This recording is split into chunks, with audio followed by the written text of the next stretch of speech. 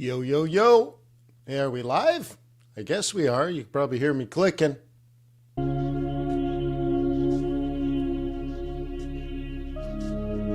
Let me pull you up on the boob tube.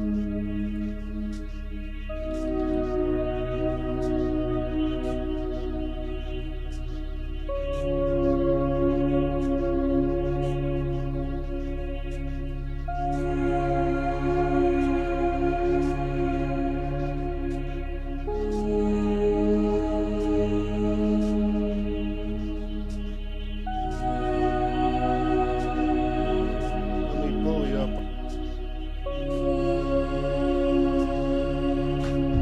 Yeah! I think we got it live, man. FOMC.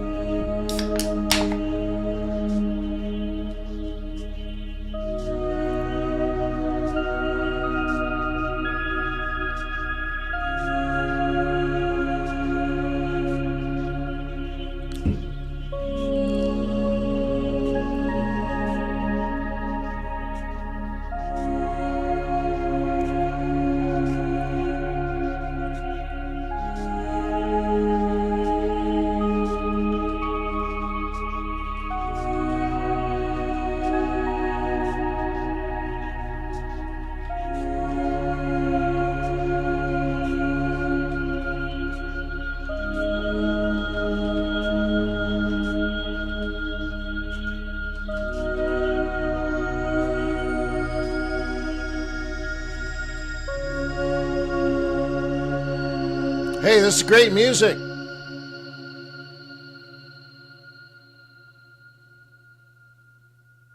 Good question, Jim.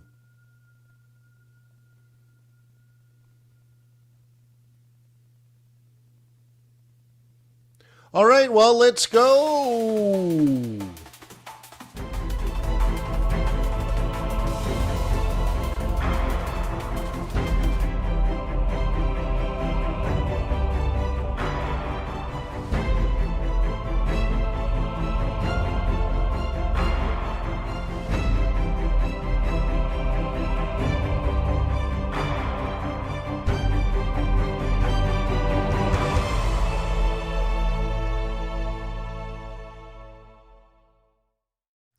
So, g'day, mate. How are ya? How's your mum?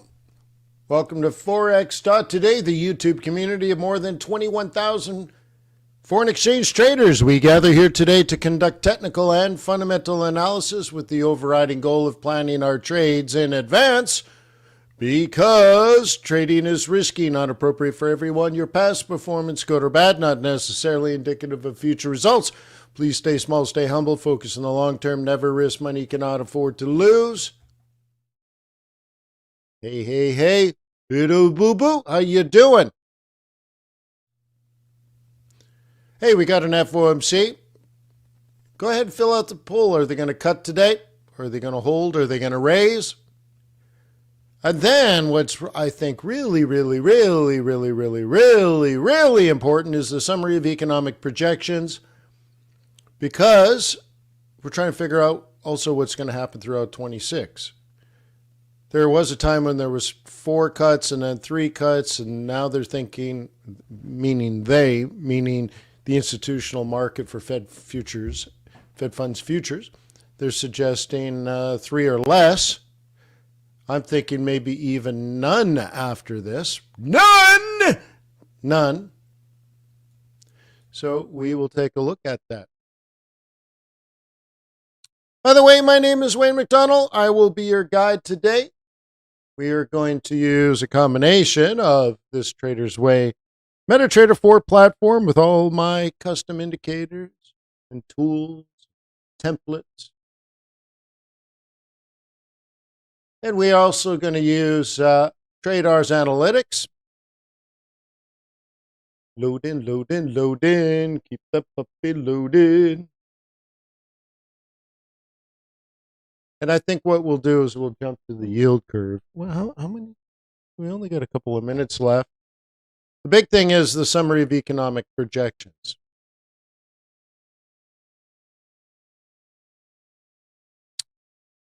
Cool. So now we are loaded. Booyah! Ethereum's having a good day. Platinum's having a bad day. Bitcoin just hanging around. Interesting. So we go to fundamentals and then we go to the bond radars. Really, it's treasuries, but treasuries take more letters than the treasury radar. So we'll just call it government bonds. Here's our yield curve, and look at the yield curve dropping on the short end and rising on the long end, which these bars are telling us money is moving around the shape of the yield curve, going from long into the short end, which is the treasury market now, not the Fed fund futures market. The treasury market indication of they think there's going to be less cuts. So cuts are being priced out. And then if we can quickly go, do I still have 3 minutes? I still have 3 minutes. 1 minute and 38 seconds. Sorry. And we could take a look at here. Let it load. Wait for it. Come on, CME group. Come on.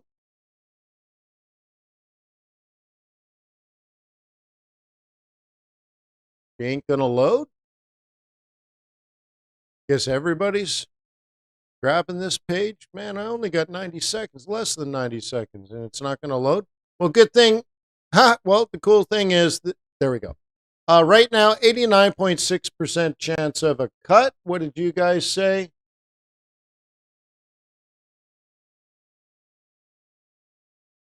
Some of you guys said raise. I think you're joking. But anyways, Fed Funds futures market say 89% cut. But what we'll look at later is the change in January, March, April, and June calculations. And also remember, before the June meeting, Powell will retire and be replaced by someone else, and that's a whole different conversation. So let's get on back and get the news live. Livesy, we'll go to our squawk box. Euro, U.S. dollar climbs as Fed rate cut expectations. Pressure, U.S. dollar. WH economic advisor Hassett. Stronger data could support 50 basis point cut. White House economic advisor Hassett. Fed has plenty of room to cut rates. Ethereum price forecast. ETH eyes. $3,170. As ETF inflows show returning demand, derivatives remain muted. Federal Reserve is set for another interest rate cut amid potentially most divisive meeting in decades. The FOMC rate decision has FX traders on edge. What technical levels should traders eye? WTI steadies ahead of Fed decision after EIA reports 1.8 M barrel draw.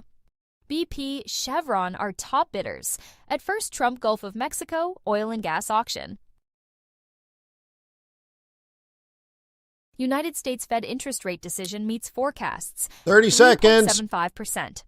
United States monthly budget statement registered at 173B above expectations, 205B in November. European stocks closed on mixed note ahead of Fed rate decision. I'm assuming a cut's going to be there. Consensus 3.75. Yeah, so there's a cut. Thank you, Arve. This will be a little bit laggy, but I'm surprised this is laggy. This is not supposed to be laggy.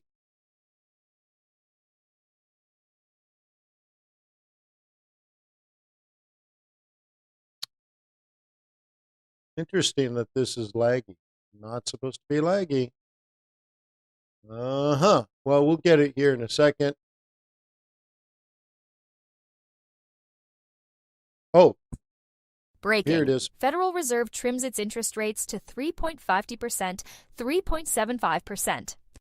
The Federal Reserve cuts rates by 25 basis points to 3.50% to 3.75%. I just don't see it here. Even our squawk box cut it faster than this. Oh, I'll have to yell at our data provider for that. So anyways, cool, right? All right, cool. So they cut, not a big surprisey. So we're going to update, obviously, our stuff. A lot of this has been based on the job, so we will have to pay attention to how this changes over time. Now, what we want to get is the summary of economic projections.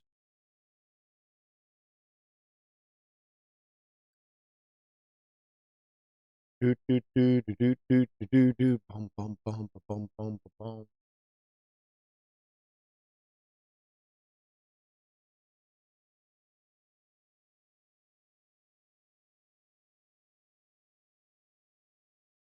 So what happens, Emil? You should just simply get a. It says enter your email. We'll send you a code that works. And even if it didn't work, let's say you use the wrong email, it'll still give you a free account.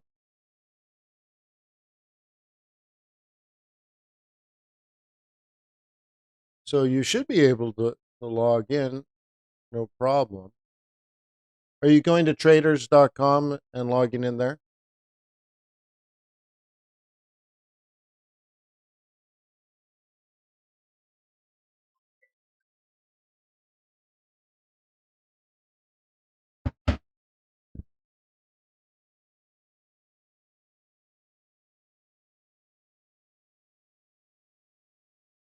Jim, do you think is that necessary for even logging in?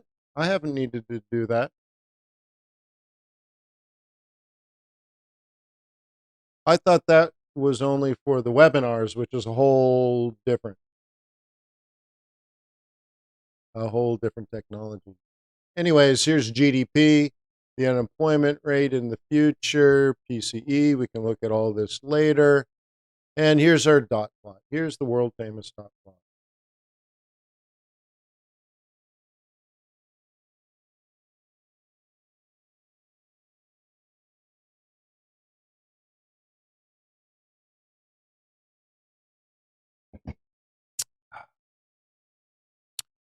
Well, that sucks, huh, Emil? Yeah. Yeah, but for the training tab. Well, actually, Jim, I built the new infrastructure and yeah, I think by Monday, right? By Monday, we won't even have the old infrastructure. So that problem goes away, Jim. Yeah, I just have to test the coach's view and then test the new actual webinar room. The room itself is a new technology, and then the schedule and the recording library, all of that is our native code. So I've already done it. Cool, right? Yeah. All right, so here we are. Somebody wanted more cuts. One, two, three, four. A whole bunch of people didn't want any cut today. Interesting. And then next year, what would you say? 1/3 keeps interest rates the same. Another third. Here's 2 cuts, 3 cuts, and then 4, 5. Not many people want that, right? So it looks like most people are paused to 1 to 2 cuts. Then it looks like a heavy move in 2027 lower. So what's going on there? What would they be thinking? We have to go back and look at the data, but are they thinking the unemployment rate goes up? Do they think we go into recession? Do they think inflation comes down? Maybe it's inflation coming down.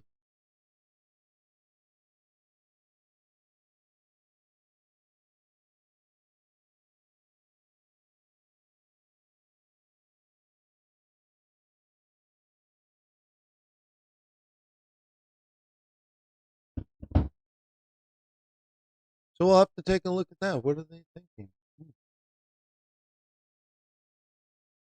GDP rising 26, stabilizing 27, 28, and then GDP back down to 2%. So they think next year's a monster year, by the way. You see that?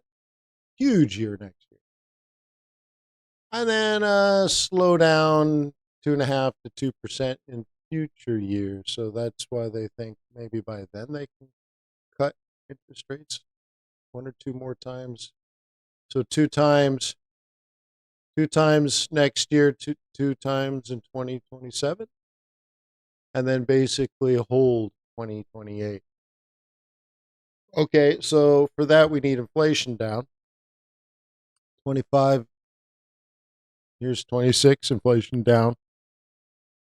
27, inflation down. And by 28, we're back to 2%. Well, hell's bells. I don't know.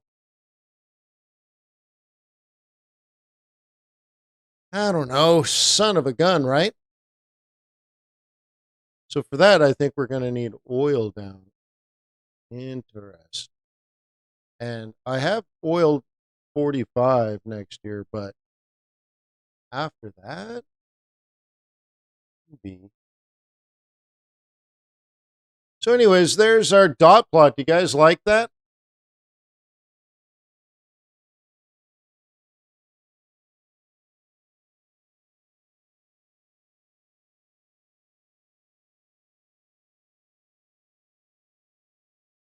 Let's see with uh, for those that are having trouble logging in. Really? Shouldn't. Just check a few buttons.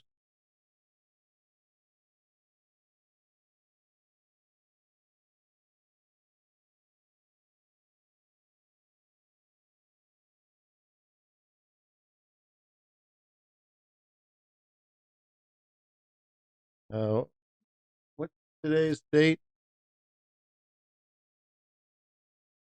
10th? Is it the 10th? Yeah.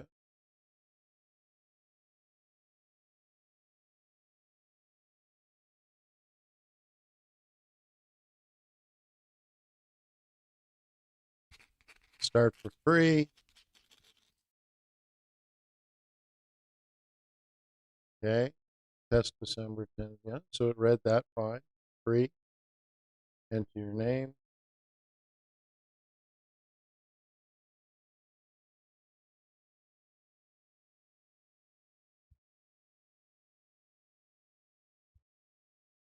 Whiz. Having trouble today.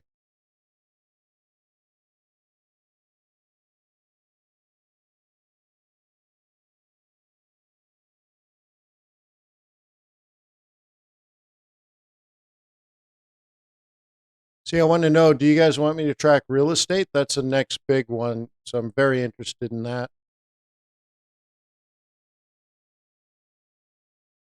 AI tools, quite important. Lots of data for sure. Live coaching for sure. Technical analysis. Yep. COT. Yep. Pretty important. News and sentiment. Okay.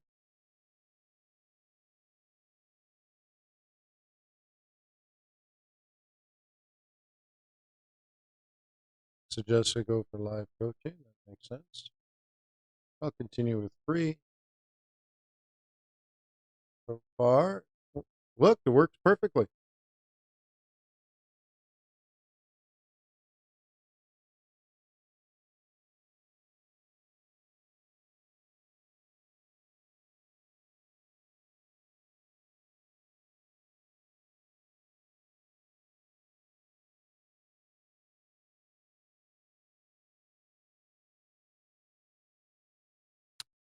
Cool. So one of the things we're going to have to watch here is the changes in the yield curve. And so I think we're pretty good on 2 next year. So let's take a look and see what has been priced in now. I think this will update. Let's reload.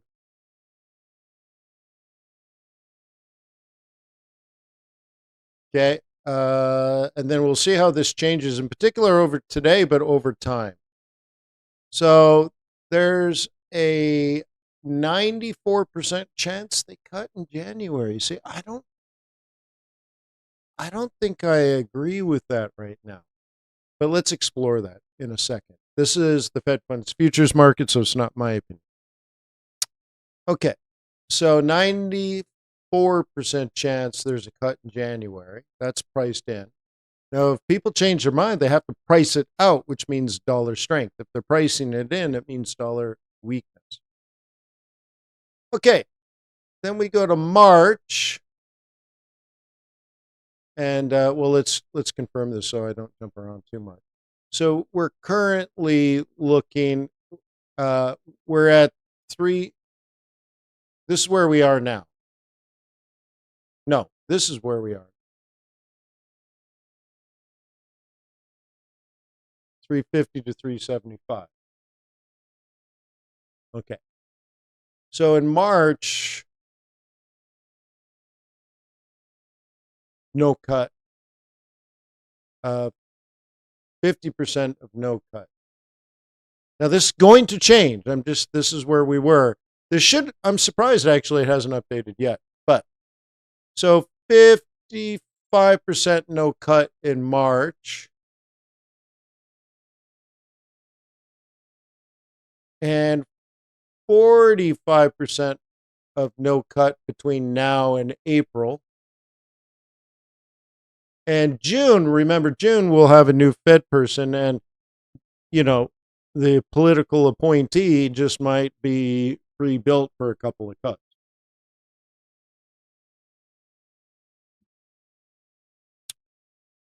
And we're looking at, by then,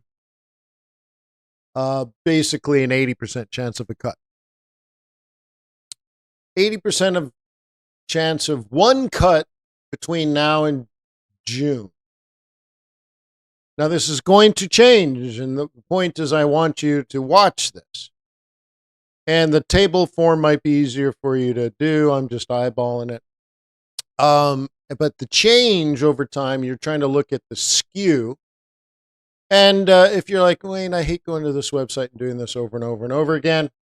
Cool. So I'm going to build something like this into TRADARS because this is difficult. I mean, it takes a little bit of skill, right? So let me get my drawing tool.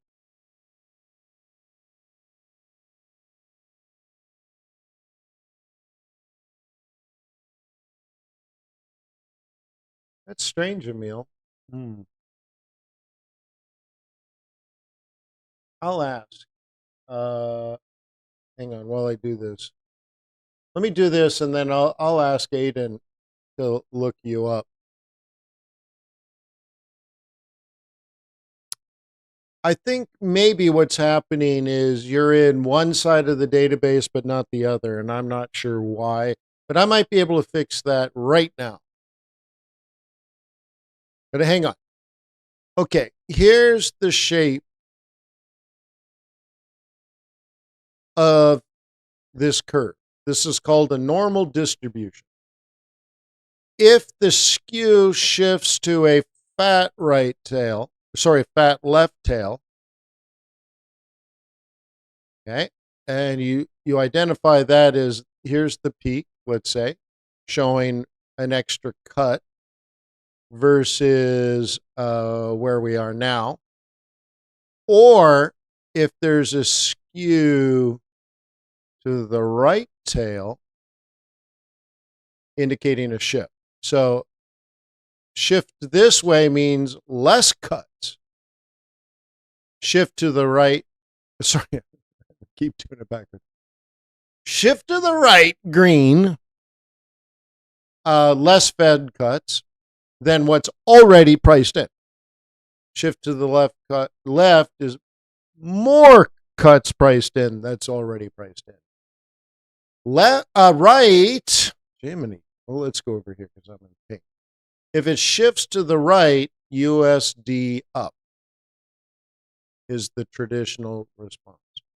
If it goes skew right, so thin left tail, fat right tail, USD down. Because it's actually a change in money flow. So think of it this way. If we skew right, it actually shows money leaving the market going somewhere. Going somewhere, but just not here.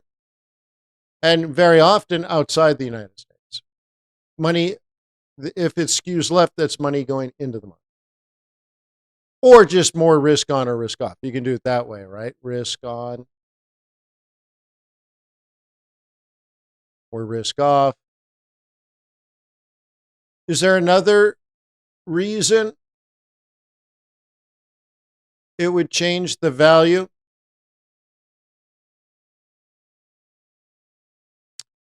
Okay, well, the expected return of a stock is equal to the risk-free rate of return minus the beta of,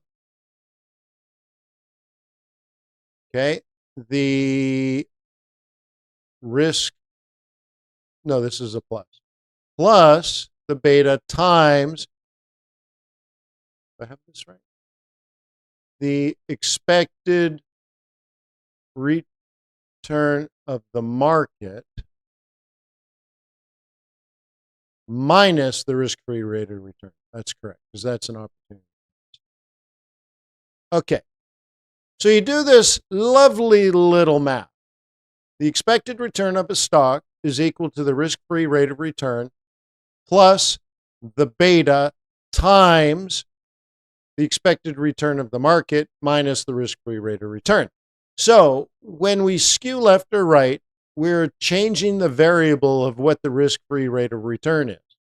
So you can think of it as a Fed funds rate. You can think of it as the yield on the 10-year T-note. It's a variable. You can risk-free rate of return equals whatever you want. It's a variable. But you have to be standard across the board. So the expected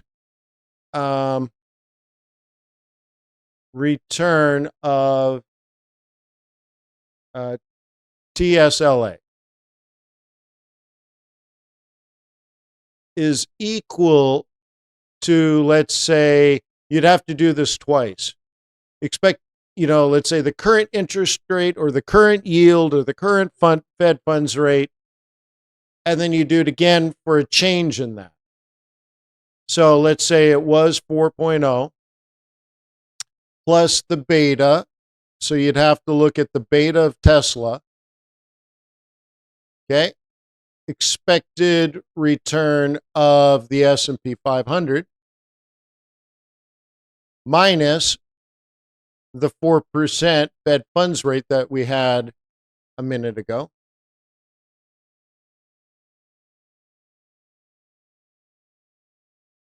I'm doing this one wrong, right? Beta, no? Yeah, I'm doing this goes here, doesn't it?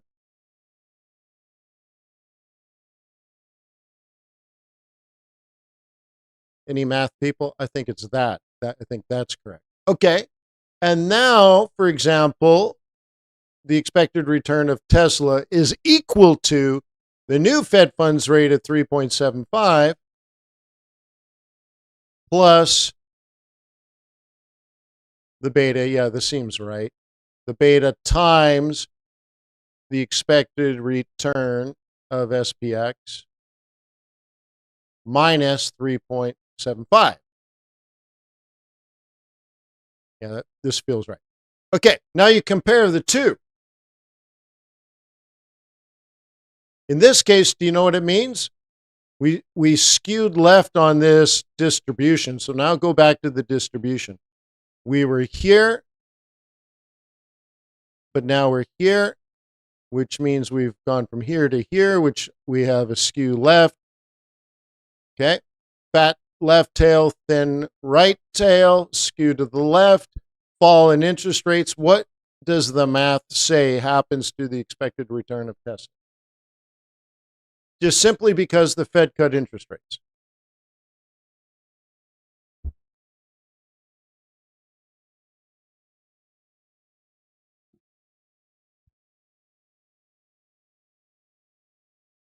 Does anybody know?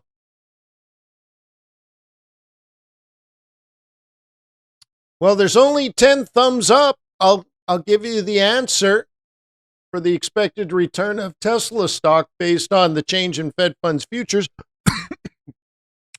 or even the assumed change in Fed funds futures. You can assume it and say, oh, well, we think the future, the Fed funds rate will be X.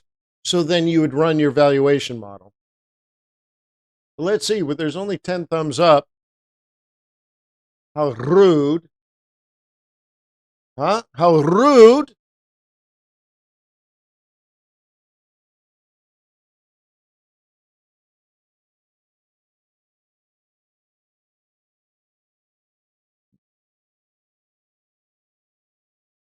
Okay, the value of Tesla stock would be expected to rise. Just based on the math. No, not the little Hardy thing. Click the thumbs up under the video, because the Hardy thing is good. It makes me feel good, but it doesn't help the algo on YouTube. I want you to tell YouTube, dude, this son of a gun just went mathy on me. Yeah, all right. Man, I swallowed a fly or something. So anyways, there's the math. Now, making TRADARS requires a lot of math, dude. There's a lot of math going on. I'll give you an example.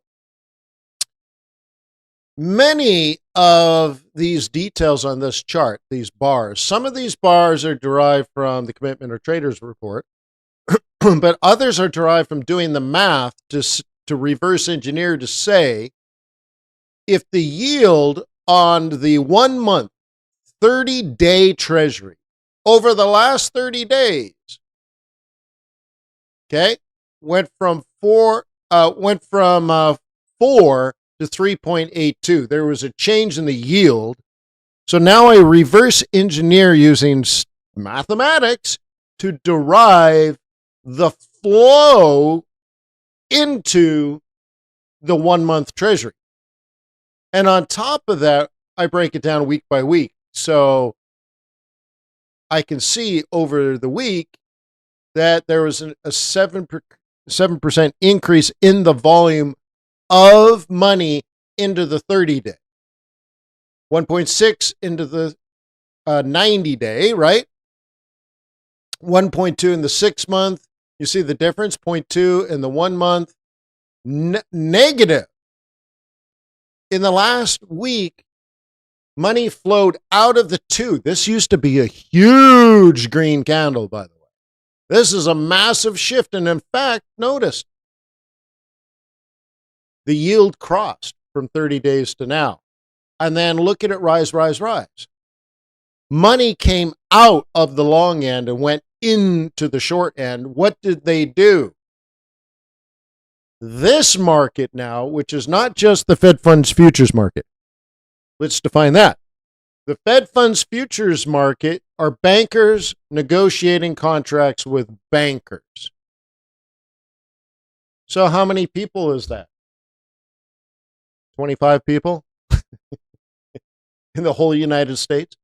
What about this market that I'm tracking?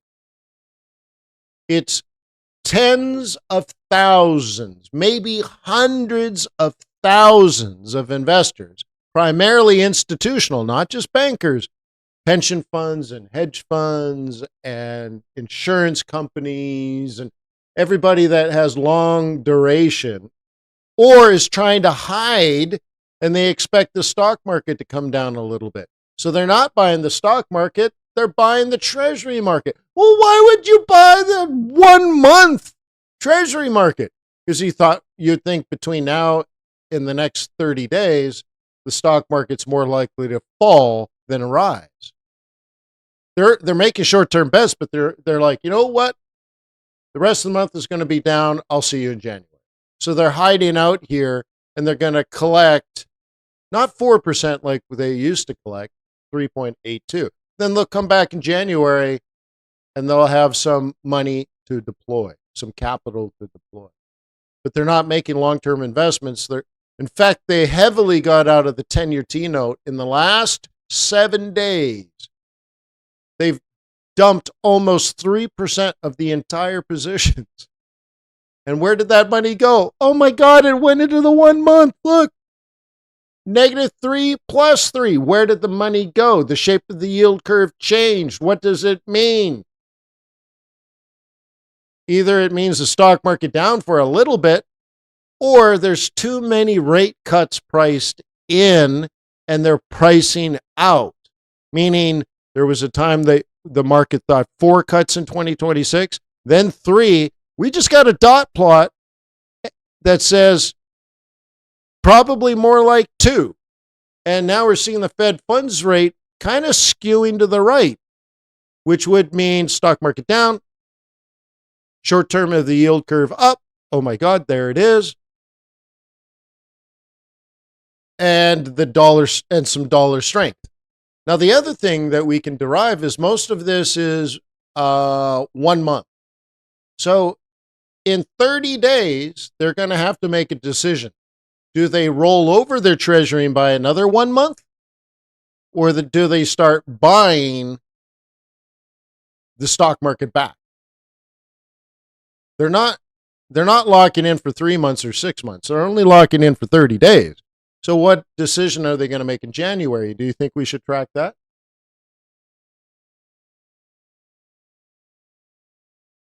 And I think this is very seasonal. If you add this up and include these guys in there, I'm kind of in here where even if the stock market fell, and this is an okay place to hide, when you look at all the asset classes, this might be a good place to hide. But I'd be for sure ready, willing, and able to buy a dip in the stock market between now and 90 days. In fact, that's almost perfect when I look at seasonality. You're like, Wayne, what the heck is seasonality? What the heck are you talking about, Wayne? Wayne. Hey, Wayne, I got a new complaint. Oh, well, you got to look at seasonality for the S&P 500. Shut the back door, Tim. Why would that not load? I was messing around with the new webinar software. That's the old one. Okay. Huh. Well, hell's bells. I'm going to have to yell at Aiden unless it was just a glitch. Hang on. It looks like it's doing something this time.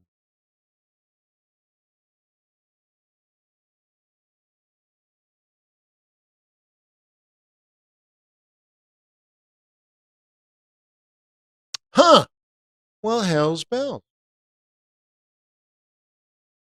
Okay. Well, I'll fix it that. So what I'm trying to suggest here in the bond market is that there is some seasonality built into this move in the yield curve.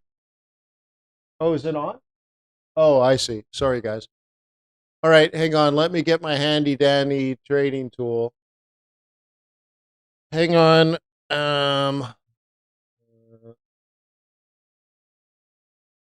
And I'm going to get slapped by YouTube. But you know what? Shit happens.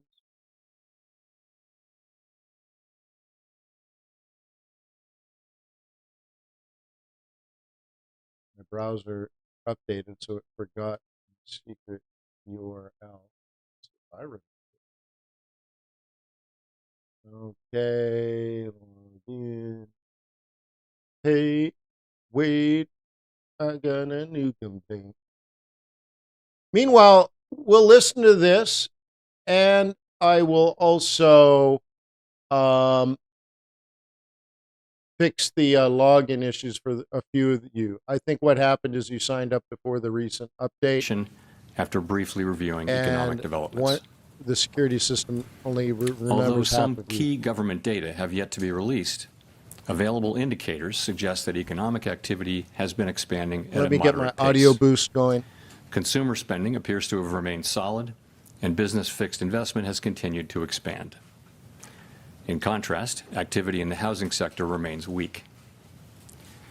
The Thank you, temporary Lungster. shutdown of the federal government has likely weighed on economic activity in the current quarter, but these effects should be mostly offset by higher growth next quarter, reflecting the reopening. Trying to get my booster In our summary going. of economic projections, the median participant projects that real GDP will rise 1.7% this year and 2.3% next year, somewhat stronger than projected in September. In the labor market, although official employment data for October and November are delayed, available evidence suggests that You both ready for the layoffs sound and booster? hiring remain low, and that both households' perceptions of job availability on. and firms' perceptions of hiring difficulty continue to decline. The official report on the labor market for September, the most recent, showed that the unemployment rate continued to edge up, reaching 4.4%, and that job gains had slowed significantly since earlier in the year. Is that better for you? A good part of the slowing likely reflects a decline in the growth of the labor force due to lower immigration and labor force participation, though labor demand has clearly softened as well. In this less dynamic and somewhat softer labor market, the downside risks to employment appear to have risen in recent months. In our SEP, the median projection of the unemployment rate is 4.5% at the end of this year and edges down thereafter. Inflation has eased significantly from its highs in mid-2022, but remains somewhat elevated relative to our 2% longer-run goal. Very little data on inflation have been released since our meeting in October. Total PCE prices rose 2.8% over the 12 months ending in September, and excluding the volatile food and energy categories, core PCE prices also rose 2.8%. These readings are higher than earlier in the year as inflation for goods has picked up, reflecting the effects of tariffs. In contrast, disinflation appears to be continuing for services. Near-term measures of inflation expectations have declined from their peaks earlier in the year, as reflected in both market and survey-based measures. Most measures of longer-term expectations remain consistent with our 2% inflation goal. The median projection in the SEP for total PCE inflation is 2.9% this year and 2.4% next year, a bit lower than the median projection in September. Thereafter, the median falls to 2%. Our monetary policy actions are guided by our dual mandate to promote maximum employment and stable prices for the American people. At today's meeting, the committee decided to lower the target range for the federal funds rate by a quarter percentage point to 3.5 to 3.75%. In the near term, risks to inflation are tilted to the upside and risks to employment to the downside, a challenging situation. There is no risk-free path for policy as we navigate this tension between our employment and inflation goals. A reasonable base case is that the effects of tariffs on inflation will be relatively short-lived, effectively a one-time shift in the price level. Our obligation is to make sure that a one-time increase in the price level does not become an ongoing inflation problem. But with downside risks to employment having risen in recent months, the balance of risks has shifted. Our framework calls for us to take a balanced approach in promoting both sides of our dual mandate. Accordingly, we judged it appropriate at this meeting to lower our policy rate by a quarter percentage point. With today's decision, we have lowered our policy rate 3/4 of a percentage point over our last 3 meetings.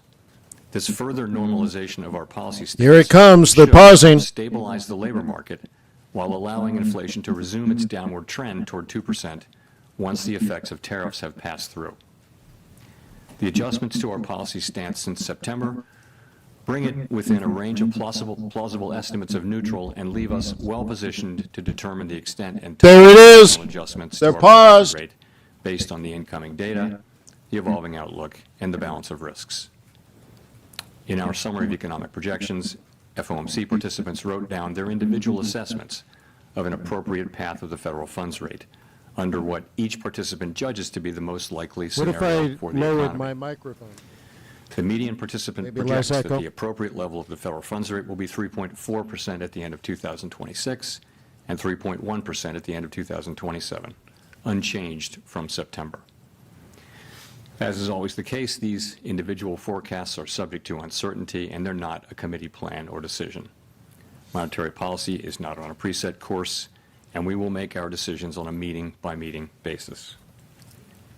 Let me turn now to issues related to the implementation of monetary policy, with the reminder Is that it these better? issues are separate from and have no implications for the stance of monetary policy. In light of the continued tightening in money market interest rates relative to our administered rates and other indicators of reserve market conditions, the committee judged that reserve balances have declined to ample levels. Accordingly, at today's meeting, the committee decided to initiate purchases of shorter-term Treasury securities, mainly Treasury bills, QT's for back the on. sole QT's purpose of back maintaining on. an ample supply of reserves over time. Such increases in our securities holdings ensure that the federal funds rate remains within its target range and are necessary because the growth of the economy leads to rising demand over time for our liabilities, including currency and reserves. As detailed in a statement released today by the Federal Reserve Bank of New York, reserve management purchases will amount to $40 billion in the first month and may remain elevated for a few months to alleviate expected near-term pressures in money markets. Yeah, I think Thereafter, that we was expect the size unexpected. of reserve management purchases to decline, though the actual pace will depend on market conditions. In our implementation framework, an ample supply of reserves means that the federal funds rate and other short-term interest rates are primarily controlled by the setting of our administered rates, rather than day-to-day discretionary interventions in money markets. In this regime, standing repurchase agreement, or repo operations, are a critical tool to ensure that the federal funds rate remains within its target range, even on days of elevated pressures in money markets. Consistent with this view, the committee eliminated the aggregate limit on standing repo operations. These operations are intended to support monetary policy implementation and smooth market functioning and should be used when economically sensible. So repo at To conclude, 3.5, the Fed has been discount window assigned at two goals for monetary 3.75. policy, maximum employment, and stable prices. We remain committed to supporting maximum employment, bringing our inflation sustainably down to our 2% goal, and keeping longer-term inflation expectations well anchored. Our success in delivering on these goals matters to all Americans. We understand that our actions affect communities, families, and businesses across the country. Everything we do is in service to our public mission. At the Fed, we will do everything we can to achieve our maximum employment and price stability goals. Thank you, and I look forward to your questions. Howard. Thank you. Howard Schneider with Reuters. Just first turning to the statement, just to be clear, we're on the same page here. The insertion of the phrase, considering the extent and timing of additional adjustments, does that indicate that the Fed is now on hold until there's some clearer signal from inflation or jobs or the evolution of the It's not economy gonna along answer the that, you baseline idiot. outlook? So, yes, the adjustments since September bring our policy within a broad range of estimates of neutral. And as we noted in our statement today, we are well positioned to determine Yeah, the he's- extent and timing of additional Pause, adjustments bro. based on the incoming data, the evolving outlook, and the balance of risks. That new language points out that we'll carefully evaluate that incoming data. And also, I would note that having reduced our policy rate by 75 basis points since September and 175 basis points since last September, the Fed funds rate is now within a broad range of estimates of its neutral value, and we are well positioned to wait to see how the economy evolves. And if I could follow up on the outlook there, it seems like with the additional GDP growth coupled with easing inflation and a fairly steady unemployment rate, this seems like a pretty optimistic outlook for next year. What's given rise to that? Is this an early bet on AI? Is there some sense of improving productivity out there? What's driving that? So a number of things are driving what's happening in the forecast. And I would say if you look broadly at outside forecasts, you do see a pickup in growth in many of those now, too. So it is, it's partly that consumer spending has held up It's been resilient, and it to another degree, it is that AI spending on data centers and related to AI has been holding up business investment. So overall, the baseline expectation for next year is, at least at the Fed, and I think with outside forecasters too, is a pickup in growth from today's relatively low level of 1.7%. I mentioned that the SEP median is 1.7 for this year growth and 2.3 for next year. You actually, some of that is due to the shutdown. So you can take 0.2 out of 2026 and put it in 2025. So it would really be 1.9 and 2.1. But overall, yes, for a few reasons, fiscal policy is going to be supportive. Dude, he's crushing the numbers. And as I mentioned, AI spending will continue. The consumer continues to spend. So it looks like the baseline would be solid growth next year. The base. The Bears did stuff. Thank you, Mr. Chairman, for taking our questions here. You had previously described rate cuts in terms of a risk management framework, and kind of following up on what Howard was Steve asking. Leishman, CNBC. Is the risk management phase of rate cuts over here, and have you taken out sufficient insurance, I guess, against potential weakness in terms of the data we might get next week when it comes to employment? So we're going to get a great deal of data between now and the January meeting, and I'm sure we'll talk more about that. And the data that we get are going to factor into our thinking. But yes, we have. Whoa, we went way risk on. If you go back, we held our policy rate at 5.4% for more than a year. Look at this. We were because 1.6 inflation earlier was today. high, Now we're 2.42. very high, and unemployment and the labor market was really solid at that point.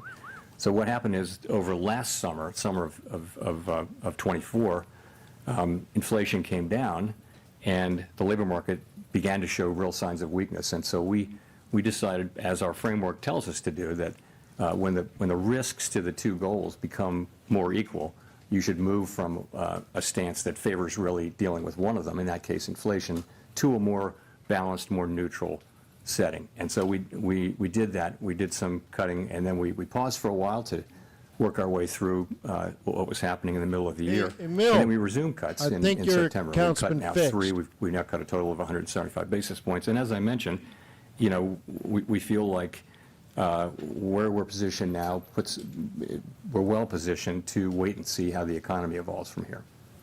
If I could just follow up on the SEP, you have a whole lot of a big increase in the growth numbers, but not a big decline in the unemployment numbers. And is that an AI factor in there? What is going on in terms of the dynamic of you get more growth, but you don't get a whole lot of decline in unemployment? Thank you, sir. So the implication is obviously higher productivity. And some of that may be AI. It just also, I think, productivity has just been almost structurally higher for several years now. So if you start thinking of it as 2% per year, you can sustain higher growth without more job creation. Of course, higher productivity is also what enables incomes to rise over long periods of time. So it's basically a good thing. But that's certainly the implication.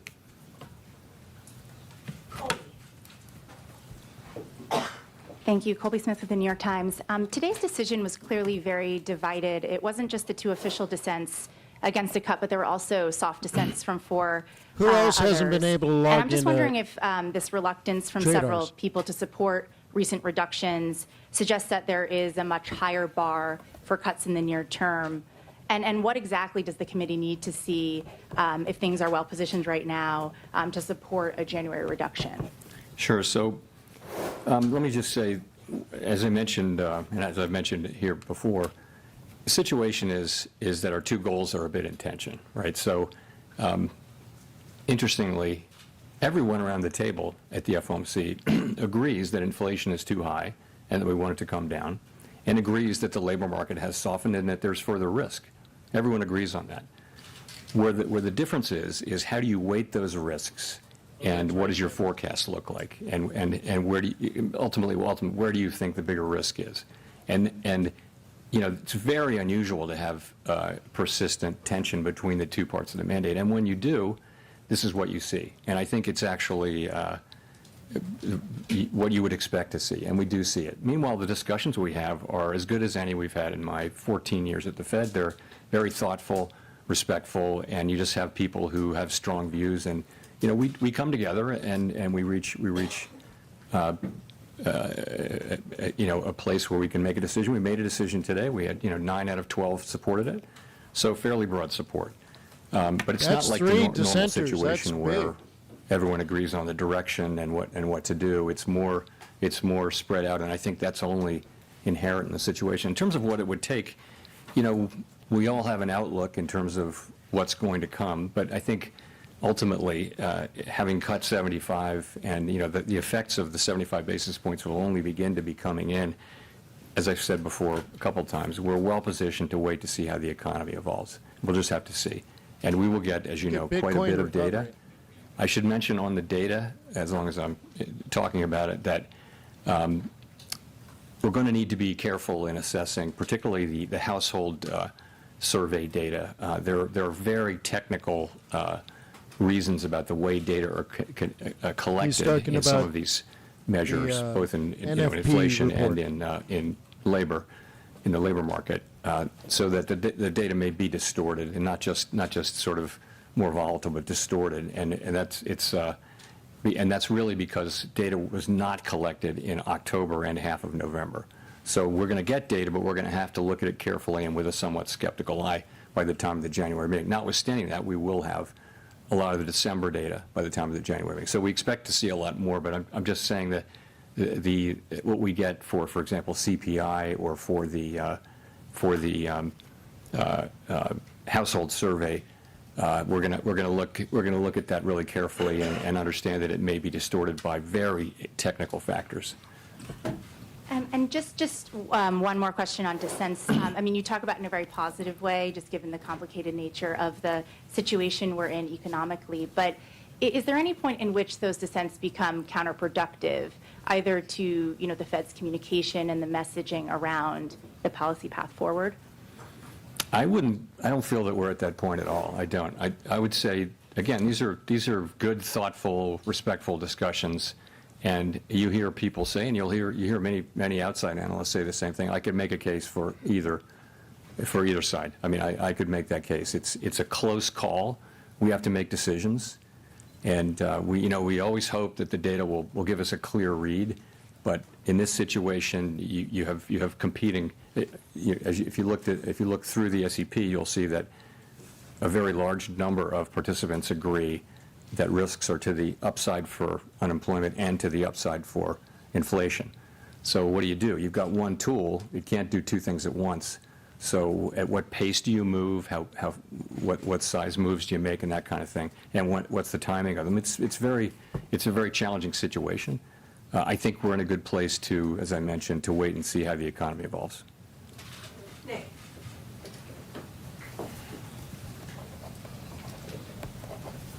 Nick Timmeros of the Wall Street Journal.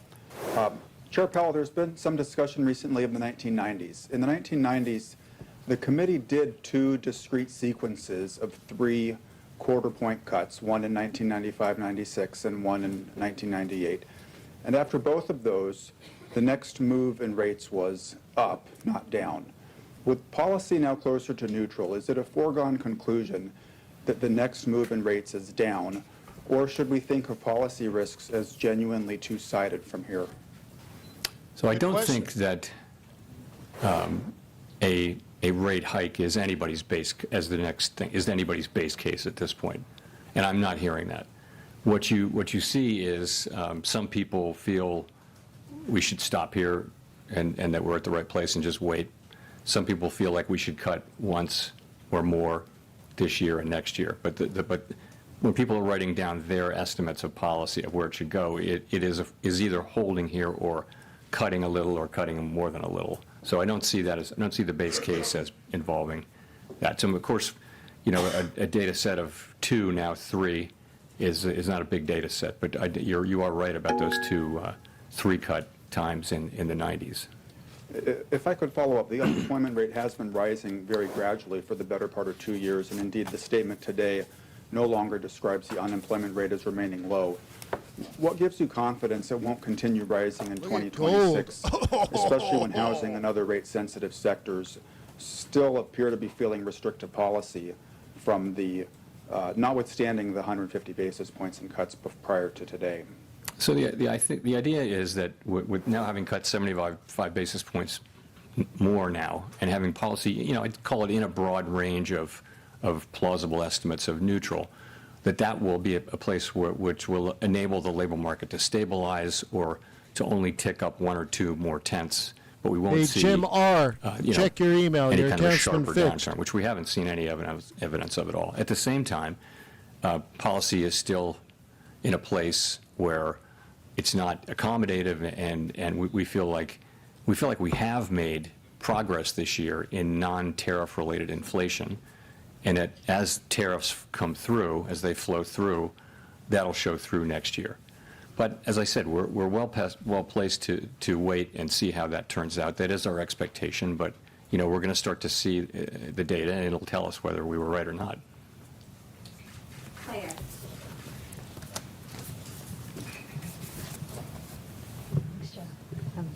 Claire Jones, Financial Times.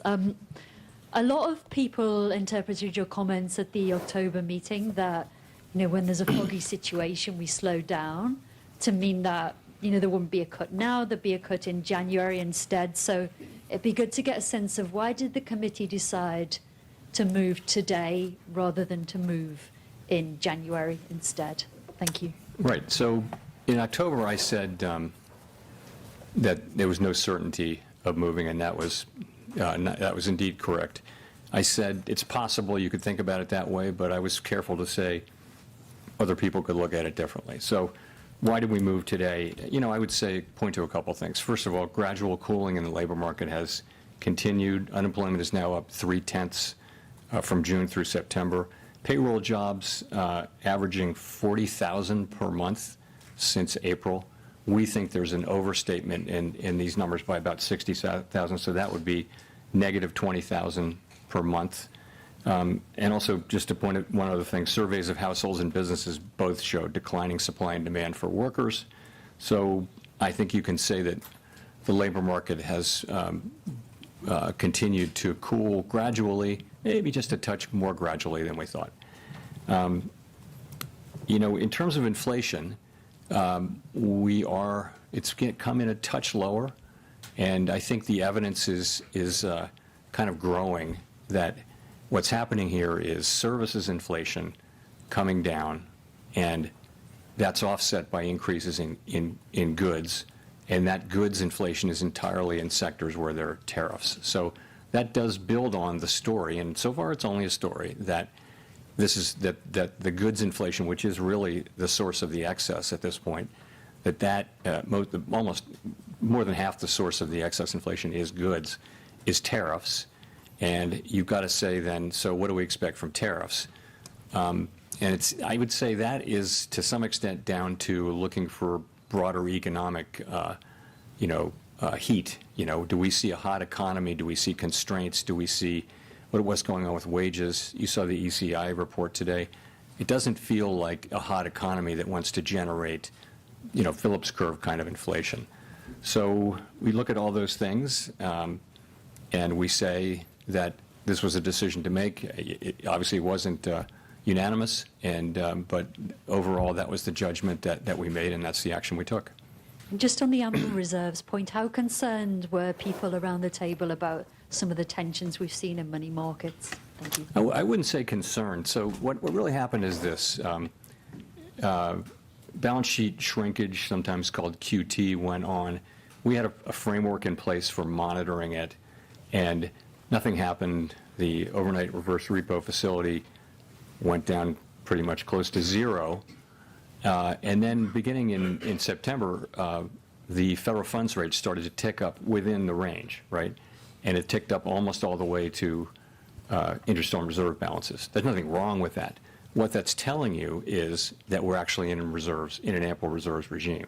So, we knew this was going to come. When it finally did come, it came a little quicker than expected, but we were absolutely there to take the actions that we said we would take. So, and those actions are today. So, we announced that we're resuming reserve management purchases. That is completely separate from monetary policy. It's just we need to keep an ample supply of reserves out there. Why so big? Huge The answer to right that skew is, on January. if you look ahead, you'll see that April 15th is coming up, and our framework is such that we want to have ample reserves even at times when reserves are at a low level temporarily. So that's what happens on tax day. People pay a lot of money to the government, reserves drop sharply and temporarily. So this seasonal buildup that we'll see in the next few months was going to happen anyway. It was going to happen because April 15th is April 15th. There's also a secular ongoing growth of the balance sheet. We have to keep reserves, call it constant as it relates to the banking system or to the whole economy. And that alone calls for us to increase about $20–25 billion per month. So that's a small part. That's going on. It's also happening in the context of a temporary few-month front loading to get reserves high enough to get through the tax period in mid-April. So that's what's happening there. Andrew. Thanks, Mr. Chairman. This is the last post-FOMC press conference before an important Supreme Court hearing next month. Can you talk about how you're hoping the Supreme Court will rule? And I'm just curious why the Fed's been so reticent on such a pivotal matter. It's not something I want to address here, Andrew. We're not legal commentators. It's before the courts, and we think we don't think that we help matters by trying to engage as a public discussant of that. I'll give you a mulligan, though. No, thanks. I don't know if that means I get 3 questions, but no, just one more. I guess I wanted to come back to the 1990s question, and like, do you see that as a useful model for thinking about what is happening in the economy right now? I don't think it rises to that level. So I did think that in 2019, where we cut 3 times, but this is such a unique situation. It's not. It's not the 1970s, let's put it that way, but we do have tension between our 2 goals. And so that's just unique in my time at the Fed, and I think going back a long ways, we haven't had that. In our framework, as you know, says that when that's the case, that we try to take a balanced approach to the 2 things, and we look at how far they are and how long it would take to get them back to each of them back to the goal. And that's a very subjective analysis, really. But it just tells you you've got to, and I think ultimately what it says is when they're broadly equally threatened or equally at risk, you should be kind of neutral. Because if you're either accommodative or tight, you're favoring one or the other goal. And so we've been sort of moving in the direction of neutral. Now we're in the range of neutral. We hit we're in our the high daily end target. of the range of neutral, I would say. And that's what we're doing now. It so happened that we've cut 3 times. That we haven't made any decision about January, but as I've said, we think we're well positioned to wait and see how the economy Target is performs. 117 on euro dollar. Edward. Thanks, Mr. Chairman. Edward Lawrence with Fox Business.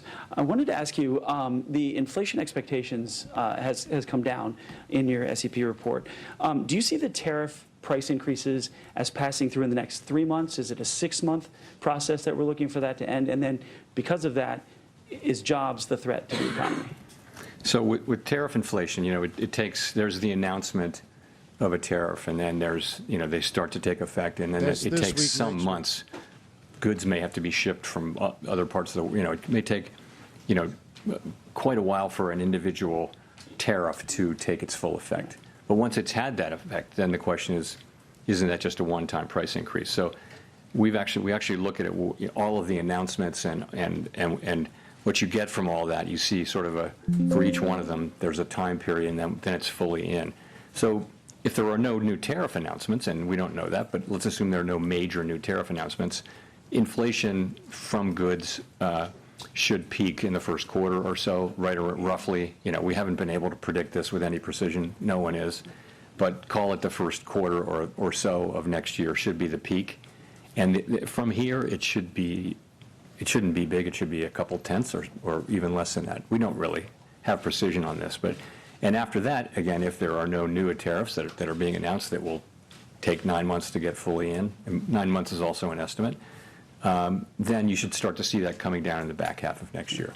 And I want to see if I could address sort of the elephant in the room. The president's been talking openly about a new Fed chairman. Does that hinder your current job right now or change your thinking at all? No. Mike. No mulligans for it.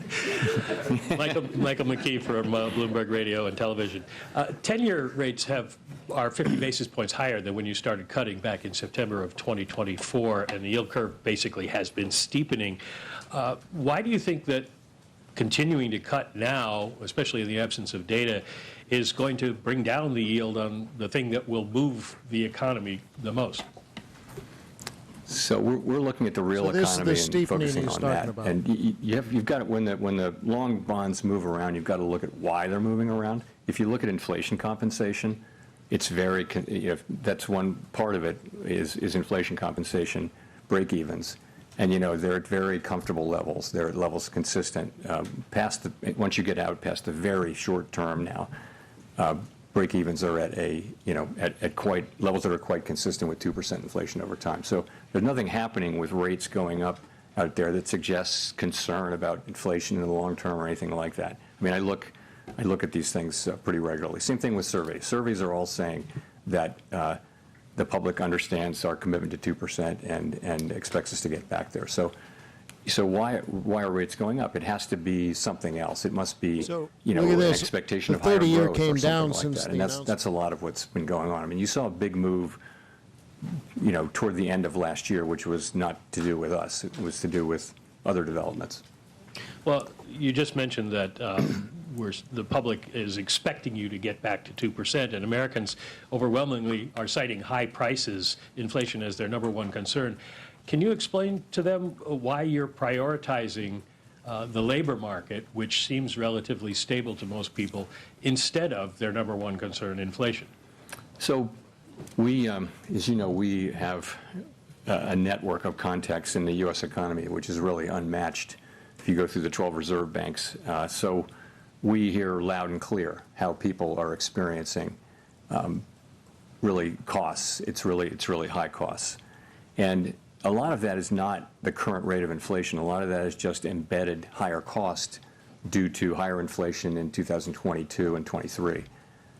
So that's what's going on. And so the best thing we can do is restore inflation to its 2% goal, and our policy is intended to do that, but also have a strong economy where real wages are going up, where people are getting jobs and earning money, and we're going to need to have some years where real compensation is higher, it's positive, significantly positive, so nominal wages are higher than inflation, for people to start feeling good about the affordability issue.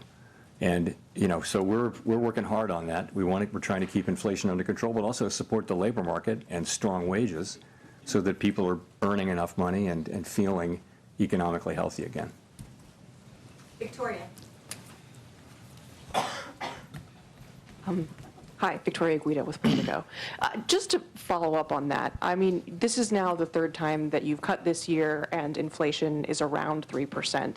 So is the message that you're sort of trying to send with that you're okay with where inflation is for now, as long as people understand that at some point you still want to get back to 2% because inflation is relatively stable where it is?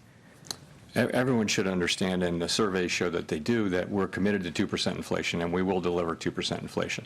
But it's a complicated, unusual, difficult situation where the labor market is also under pressure, where job creation may actually be negative. Now, supply of workers has also gone way down, so the unemployment rate hasn't moved that much. But it's a labor market that seems to have significant downside risks. People care a lot about that. That's their jobs. That's their ability, if they get laid off or if they're entering the labor force, to find work. So that's really important to people.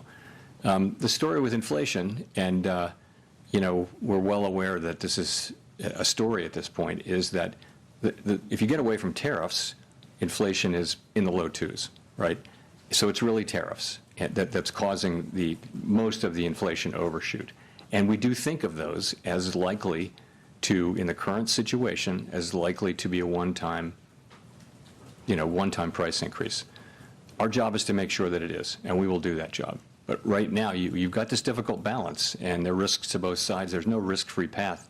If it was just inflation and the labor market was just really strong, and then rates would be higher, as they were for more than a year. We didn't have to worry about inflation. Sorry, about the labor market, because the labor market unemployment was very low. If you remember when inflation was very high, there was a labor shortage, so we could focus entirely on inflation. Now it's different. We actually have risks to both, and I think we're doing the best we can for people. They also care about their jobs. They do care about affordability. And the best thing we can do there is both to support economic activity, but also, make sure that when tariff inflation goes down and disappears, inflation lands around 2%. Elizabeth. Thanks so much, Elizabeth Schulze with ABC News. Just to follow up, you keep talking about job growth being negative. Why do you think job growth is so much worse than some of the official data? Why do you think job growth is, to follow up on your comments about job growth, why is it so much worse than the official data is suggesting? Oh, well, we know, I think I don't think this is particularly controversial. It's very difficult to estimate job growth in real time. They don't count everybody. They have a survey. And there's been something of a systematic overcount. And so we expected, and they correct it twice a year. So the last time they corrected it, we thought the correction would be 800,000 or 900,000. I won't get the numbers exactly right. And that was exactly what happened. So we think that has persisted. And so there's an overcount in the payroll job numbers, we think, continuing.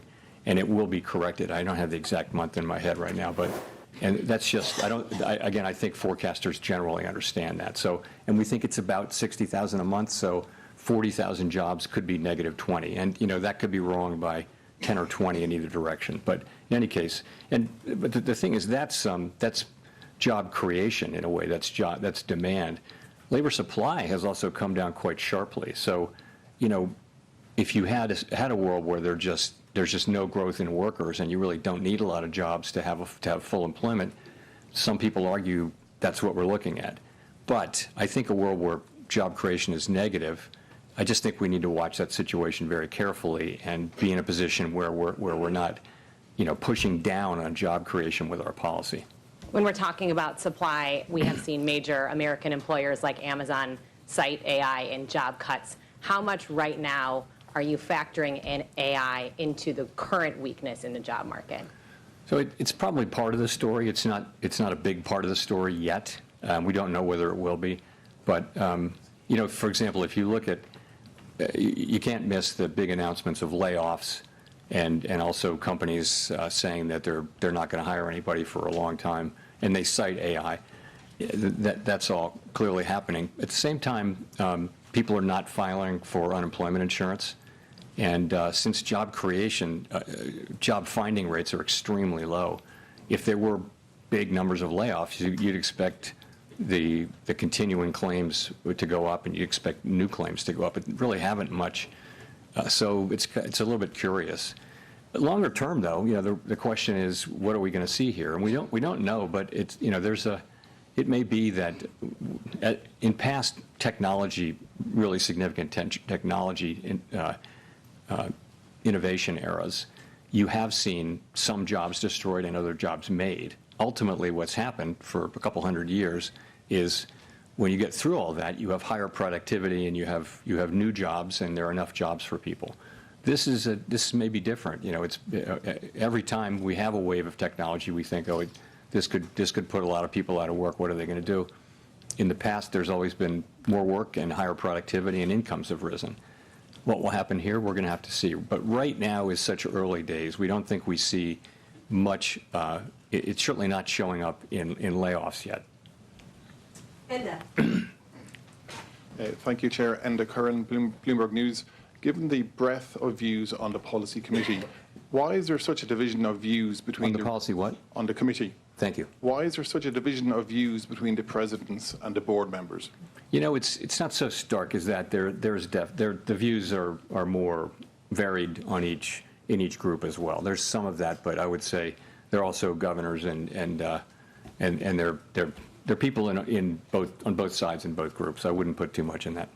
Okay, and just to follow up, please, given your growth upgrade, how would you factor in, or what would be the economic impact if the Supreme Court is to strike down the tariffs that they're currently hearing, please, in terms of growth and inflation? Thank you.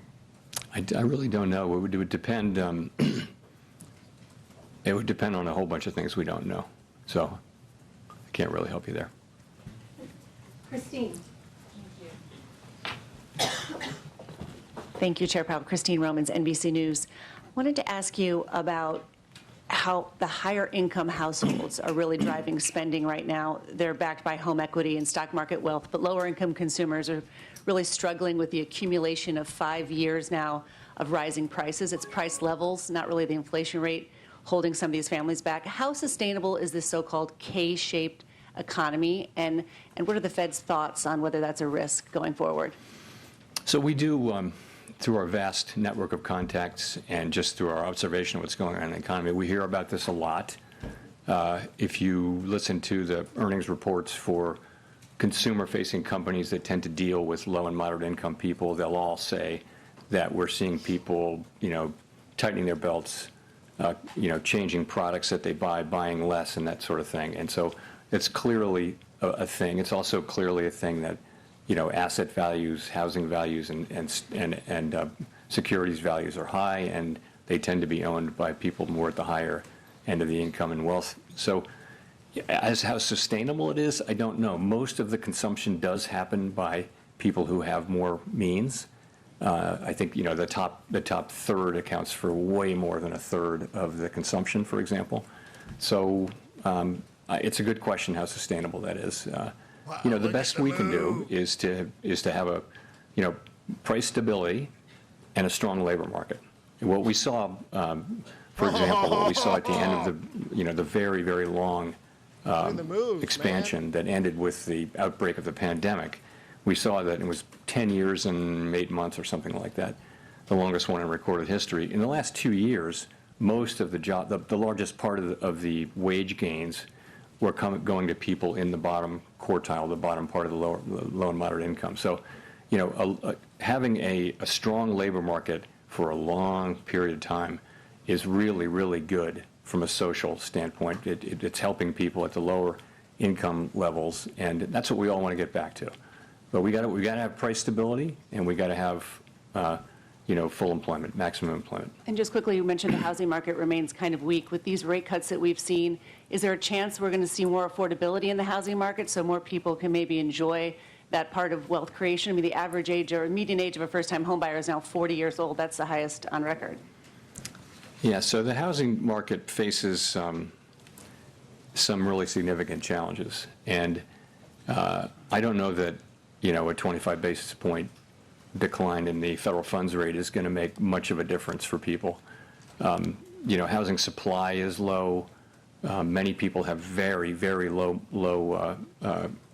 rate mortgages from the pandemic period, and they kept refinancing and caught the really low. So it's made it expensive for them to move.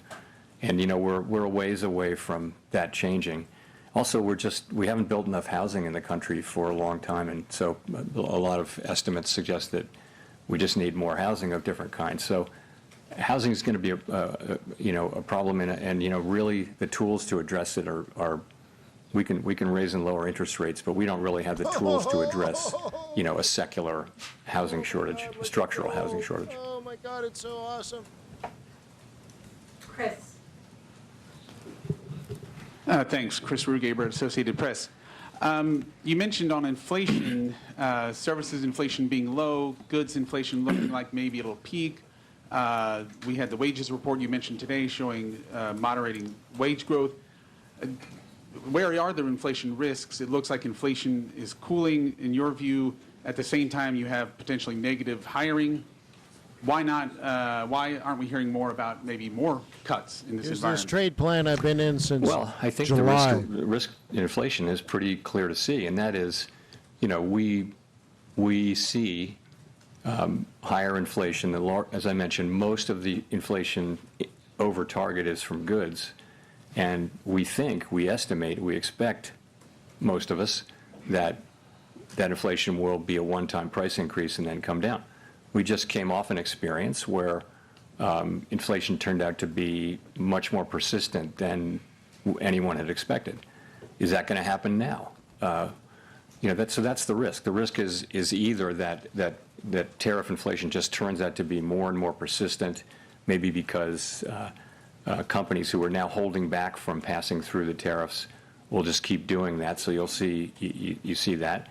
I think the other possibility is less likely, and that is just that the labor market gets tight or the economy gets tight, and you see just traditional inflation. I don't see that as particularly likely. But so I think again all across the committee, people see the picture pretty similarly, but see the risks quite differently.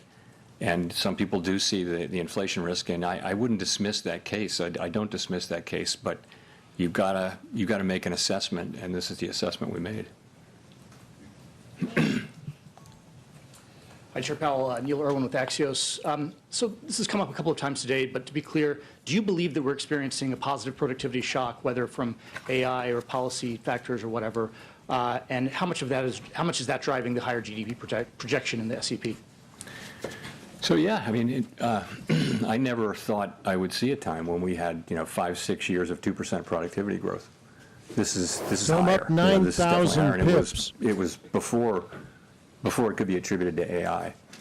I also think if you look at what AI can do, and if you use it in your personal life, as I imagine many of us have, you can see the prospects for productivity. I think it makes people who use it more productive. It may make other people have to find other jobs, though. So it could have productivity implications while also having social and labor market implications that we don't have the tools to deal with. But yes, I think we're definitely seeing higher productivity. I think it's a little quick to be saying it's generative AI, but I don't know. The pandemic may have induced people to do more automation and do more things with computers to replace people, and that raises productivity, output per hour. Does that imply a higher neutral rate, and therefore the policy might be a little easier than it seems? All things equal, yes, but all things aren't equal. There are many things pushing in different directions on where the neutral rate would be. But yes, that argument does come up. Matt Egan. Thanks, Chair Powell. Matt Egan with CNN. After today, you only have 3 more meetings at the helm of the Fed. Since becoming Fed chair, you've seen multiple trade wars, the pandemic, COVID reopening, period of high inflation. I know your term's not up as chair until May, but I'm wondering if you've given any thought to what you want your legacy to be. My legacy. My thought is that I really want to turn this job over to whoever replaces me with the economy in really good shape. That's what I want to do. I want inflation to be under control, coming back down to 2%, and I want the labor market to be strong. That's what I want. And all of my efforts are to get to that place. They have been all along, but ultimately, that's what I'm. And it's I don't have time to think about bigger things. I hope many years ahead to worry about that, but there's enough to do. Relatedly, have you given any more thought, and can you tell us any more about your plans on whether or not you plan to stay on the Fed Board of Governors even after your term as chair expires? Richard, Again, check your email for the activation link. My remaining time as chair. I haven't got anything new on that to tell you. Go to Mark for the last question. Last question. Chairman Mark Hamrick with Bankrate. Even while many price levels remain elevated, the reductions in the federal funds rate means that savings rates, or yields to be more precise, have peaked, while key borrowing rates remain elevated. And that's, as we've discussed here, as many Americans struggle with liquidity or emergency savings challenges. Is that just collateral damage or an unintended consequence because your tools are limited in addressing individual or household liquidity constraints, insufficient money in the bank? 3.78 on I the 30-year. Don't know. I wouldn't agree that that's collateral damage of our. I mean, over time, we do what we do in order to create price stability and maximum employment, and those things are hugely valuable to to all the people we serve. When we raise rates to bring inflation down, that does work by slowing the economy, but we've moved back our policy back down to where it's certainly not strongly restrictive at this point. I think it's sort of in the range of neutral. So that's what we're trying to do, and I would want people to understand that. I think what people are feeling is the effect of higher prices. There was a global wave, sort of every large economy in the world, sort of every large open economy, market-based economy in the world had a wave of inflation that looked an awful lot like ours. We actually came through better than any other country, substantially better. We had higher growth, we had better labor market, and this is really due to the American economy. We have an extraordinary economy, and people are innovative, they work hard, and so all of us who work in economics jobs are really fortunate to have the U.S. economy. So, thank you very much. Bravo, bravissimo. All right. Hopefully I don't get a bitch slap from YouTube for that. But how was it? Was it good? What do you think? Do you have questions for me? If you were to ask a Harvard-trained economist, what would you ask him about what just happened? Key points, I suppose, would be looks like probably no more than 2 cuts next year. Looks like probably no cuts for at least 3 months, maybe 6 months. It looks like quantitative tightening is back. Well, what is quantitative tightening? Quantitative tightening is the reduction of the balance sheet. What is the reduction of the balance sheet? Well, the Fed bought a whole bunch of treasuries and mortgage-backed securities during COVID, and that added liquidity. Now there's too much money in the market. The Fed was responsible for $5 trillion. Now the U.S. government is worse because the Fed could always take it back. Well, they are taking it back. They've taken back $2 trillion. So there's still $3 trillion in Fed money from COVID floating out there. And one of the things they never did before in COVID was buy mortgage-backed securities. So I think what they're doing is dumping those mortgage-backed securities. Yeah, they're dumping those, but what does that do? Well, it removes money from the economy. So think about it this way. They're selling an asset off their balance sheet, which means somebody has to pay money for it. So you give the Fed money, and you get yourself a slightly seasoned mortgage-backed security. Cool. You're happy, they're happy, but you have less money. The money has left the economy, has left the banking system. It's no longer in the commercial bank, it's in the central bank, and it's the property of the Fed. So there's less dollars in the economy, shrinking the money supply, which is the same as interest rates. Why is it the same as interest rates? There's less money, there's more demand for money, but less money available. It makes money more expensive. A way to track that is the cost of money is the cost of borrowing money. Because if you have money in your pocket, there's no cost. If you have a salary, there's no cost because somebody paid for a service and then that went to your salary. So, and then you go to Supercuts to get your hair cut, you give them some of your salary, and now that person's money came from you, and then that person goes to Applebee's, and the hair cutter now buys lunch, and now it goes to the Applebee's person. So we call that velocity. The money moves around. But what if there's less money available? Well, so it's the cost of borrowing money that you don't have. You want to buy a mortgage, it might cost you a little bit more. You want to buy a car, it might cost you a little bit more because there's less money available, but you're demanding money that you don't have, and there's a scarcity to that. So the bank will lend you money.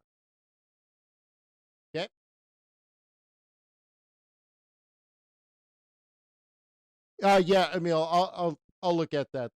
I'll look at that. Don't worry about that. If it's happened to you, So anyway, so that quantitative easing, they were doing it, and then they paused during these last few cuts, and now they're basically paused. I think he flat out said they're paused, but they started QT again.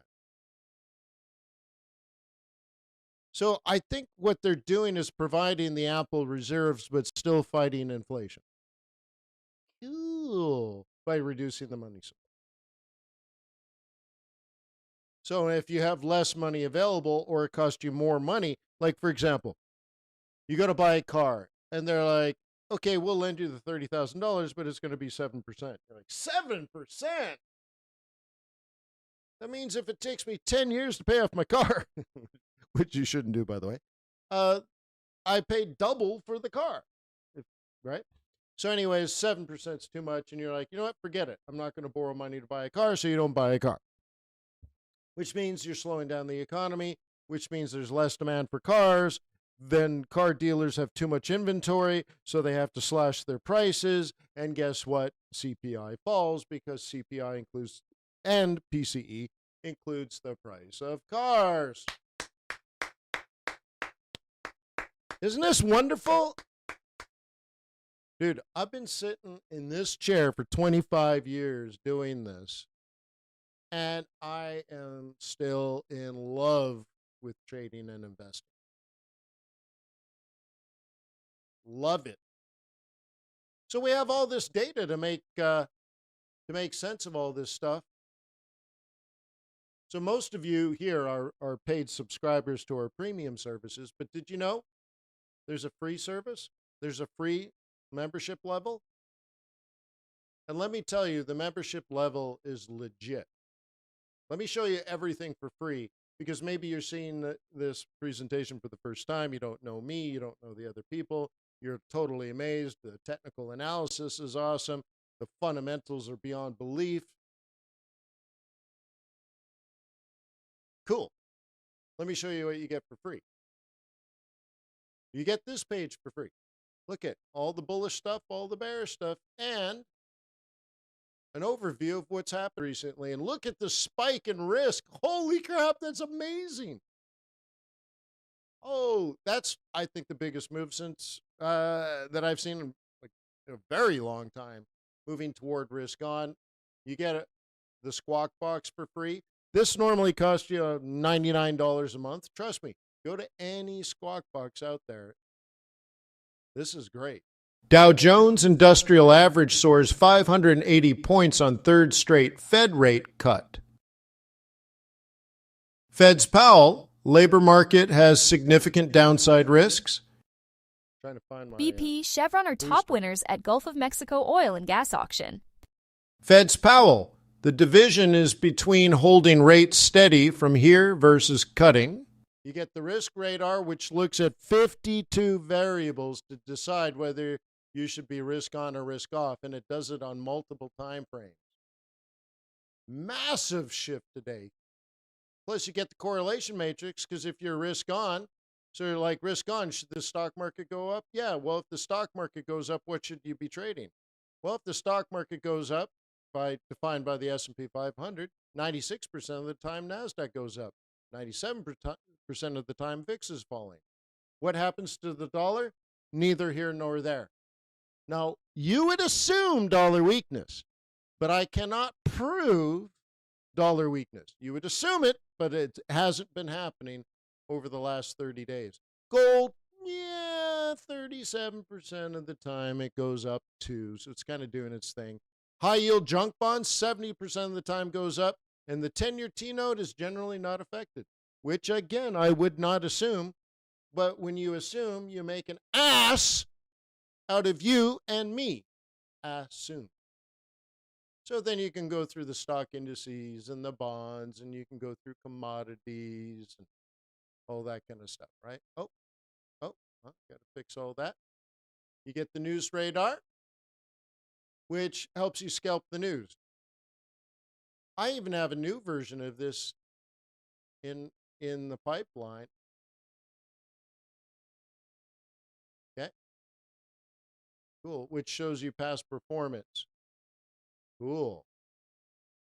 Okay, scalping radar. You can say, show me Forex trades with 70% chance of success.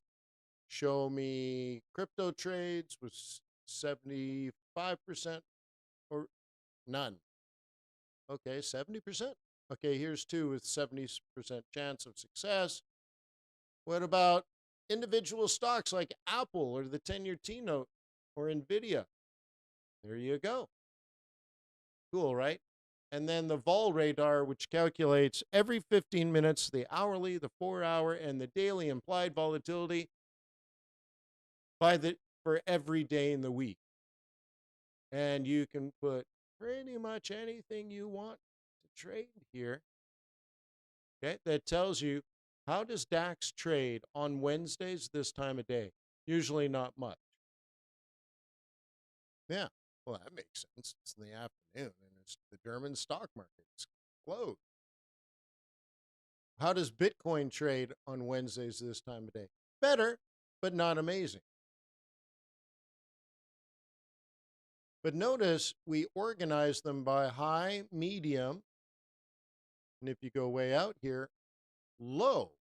So we already crunched the data and say, look at this, not that. Isn't that cool?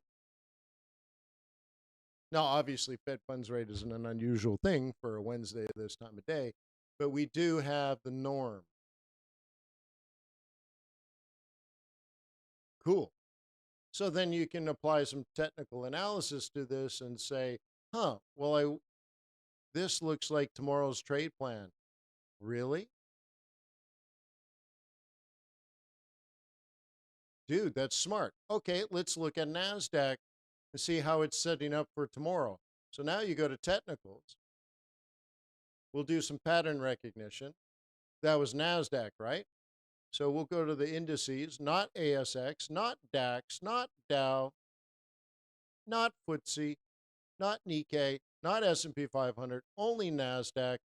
I'll leave break. I don't like breaks. I'll take key levels, Fibonacci, reversal, which are reversal patterns, and continuation patterns. We'll do trending patterns, and we'll take out those and things that have not formed yet. So, because we're trying to plan tomorrow, not what's already happened. So we want to look into the future a little bit. Then we go to the stock indices, and we're only looking at, oh, look at that. That's interesting. We're only looking at NASDAQ, and guess what? We're looking at the NASDAQ on the 15-minute, 30-minute, hourly, 4-hour, and daily chart. And on those 5 charts, we're looking for a plethora of up, down, and sideways trends. But we're also looking for a cornucopia of reversal patterns. Just patterns, not technical analysis.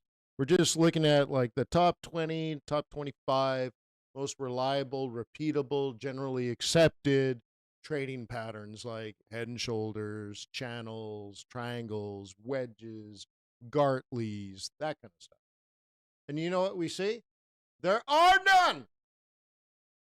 So now I could sit here if I wanted to and say, well, between now and tomorrow, I'm going to wait for TRADARS to watch all these time frames, which are like, let's say, 100 possible scenarios, and I can just sit here and wait till one of them shows up. And then I can analyze it and say, well, is that bullish or bearish? Because I'm a bull. Well, what if it's bearish? Not my time, not my place. What if it's bullish? Now let's go to the chart, and it'll tell you the time frame too. Go to the chart and see if we got a setup, and now I do my technical analysis. But why do your technical analysis if there's no reliable, repeatable pattern? Doesn't make any sense. You're wasting your time. You're betting on the wrong horse. Okay? But meanwhile, you're missing all these moves on Forex. So maybe you should consider that. Cool, right? No, this is amazing. So, but anyways, going back to the free stuff, the market radar, the squawk box, The risk radar analyzing 52 variables in real time to give you risk on or risk off. News scalping. Okay, scalping and day trading of in-play patterns. The implied volatility for every asset and their live charts, so you can just sit here and look for the implied low and high. Trust me, especially if you're a day trader, it's pretty helpful to see this stuff. And this is all before you even go to a chart. And all of this that I just showed you is free, because I want you to succeed and I want you to use this. And then from there, you can upgrade if you want, but not until I earn your loyalty and respect. Does that make sense? Squawk Box all day. You can be sitting on the implied volatility tool all day. You could be sitting on the risk scores all day. And it's free. And wait till you see our AI. It's jaw-dropping. Jaw-dropping. Aiden is amazing. And that's it. That's my pitch. You don't like it? You're... If you don't like it, yeah. Anyways, no, dude, seriously. But what's the hook? Are you going to put me on an email sales sequence? No. Are you going to send me a bunch of crap every day asking me to upgrade? No.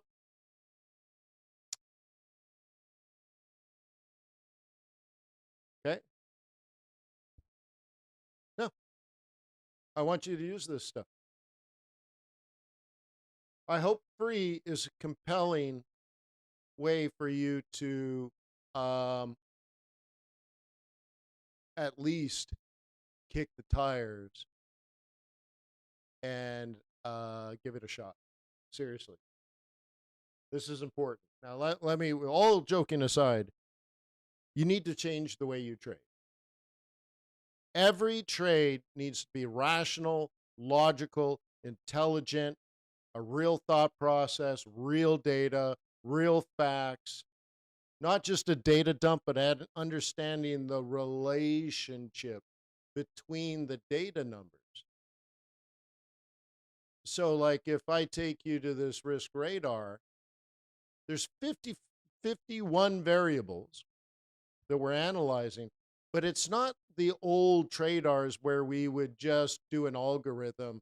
You know, if volatility is up, that's bad. If volatility is down, that's good. If the stock market up, that's good. If the stock market down is bad. That's TRADARS 1.0. That's just algo, you know, like an Excel spreadsheet.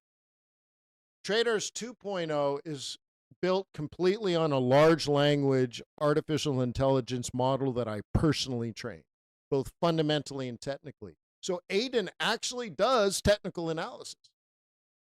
I'm not joking.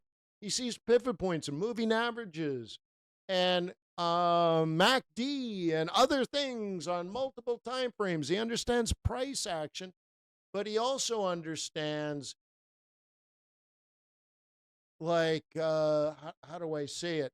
Not just these assets and the individual importance of the assets, but it's tracking the relationship between them. So let me give you an example here, a simple one. We track the yield on the 2-year Treasury, and we track the yield on the 10-year Treasury. We actually track more, but for this risk score, we track the yield on these two particular ones. And by the way, our methodology is down here, so everything's full transparency. But let me tell you this. Here's the next thing. This is where AI comes in. Because we used to basically do this with TRADARS 1.0, get the yield, report it to you, get the yield to report it to you. And then I'd come in and say, oh, look. But now Aiden is looking at not just the 2 and the 10, but they're looking at all the other spots on the yield curve. But for this aspect, he's looking at the 2 and the 10 individually, but calculating the spread between the 210 and whether it's rising or narrowing. And then he looks at the entire shape of the yield curve, like I covered with you earlier, and understands if money is flowing from long end to short end or from short end to long end, because that changes the shape and the steepness of the yield curve. And he understands in real time all the time, because I taught him what all of that means, and then checks that data relative to everything else. And this is why, for example, when you go to the fundamentals and you go to the bond radar, this is just a visual representation for you. He already has this in his brain. He sees what it used to be. He sees what it is now. He analyzes the shape and the capital stock and the capital flow. But then I put this here for you, but he's already doing this too, because he's saying, well, if the shape on the yield curve suggests risk on or risk off, what are the other risk assets also doing independently of what treasury traders are doing? And what is gold now, and what was gold? So now you can track the change, which he does. So is money going in or out of gold? Is money going in and out of dollar? Is money going in and out of euro? Is money going in or out of yen? Is money going in or out of the stock market? And does that signal an absolute bullishness but a relative bearishness? And then to take it even another step, I know I've already blown you away, but he looks at gold and say, well, gold is net position is long. However, there are two scenarios for this. If inflation is higher than GDP and the relative trend in inflation is rising, then these institutional investors would be buying gold, assumingly be because of hedging inflation. However, if inflation is higher than GDP, but inflation is falling down to GDP, like it was 7, but now it's 5, but GDP is only 2, so inflation is still well above GDP, but it is falling, there's no need to hedge falling inflation. So then it looks at gold, capital stocks and flows, and then analyzes that to try to determine what it might be. And if GDP is high and inflation is low, then, for example, the currency might be weak and you're hedging against dollar weakness, but it might just be aggregate demand for not just gold and everything gold, like this gold watch. I would only buy a gold watch if I was loving life and living large. If I was hiding down in the safety shelter with Grandpa Biden, I'm not buying gold watches. So I have to be in a certain place. So maybe it's just aggregate demand, and I probably would be buying fancy wines and fancy cars and going on trips. And guess what? All of this gets calculated directly and indirectly in this risk score. And look, it's gone up again, because not just these individual 51 variables are changing in real time, but relative to each other.